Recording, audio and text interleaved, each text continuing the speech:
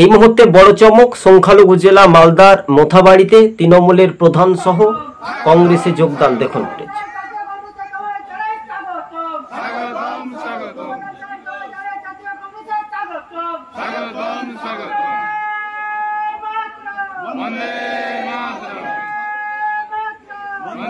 হ্যাঁ দর্শক বন্ধুগণ, দেখতে পেলেন। তবে এই সংখ্যাটা আরো বাড়তে পারে। তবে আমার মনে হয় মালদা জেলাতে তৃণমূল খাতাই খুলতে পারবে না। কার্যত হাজার হাজার ভোটার অনুগামী সমর্থকদের নিয়ে কিন্তু কংগ্রেসে ফিরছে। একসময় তারা কংগ্রেসই করতো, ঘরের ছেলে ঘরেই ফিরল বলে এমনটাই জানিয়েছেন জেলা কংগ্রেস নেতৃত্ব। তবে মালদা, মুর্শিদাবাদ, উত্তর দিনাজপুর এই তিন জেলায় কংগ্রেসের একসময় শক্ত ঘাটে ছিল।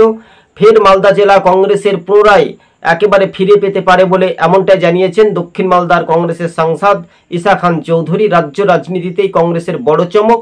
আর শাসক দলের প্রধান সহ বেশ কয়েকশো ভোটার থেকে নেতাকর্মীরা শয়ে শয়ে কংগ্রেসের সঙ্গে যোগাযোগ রাখছে বর্তমানে।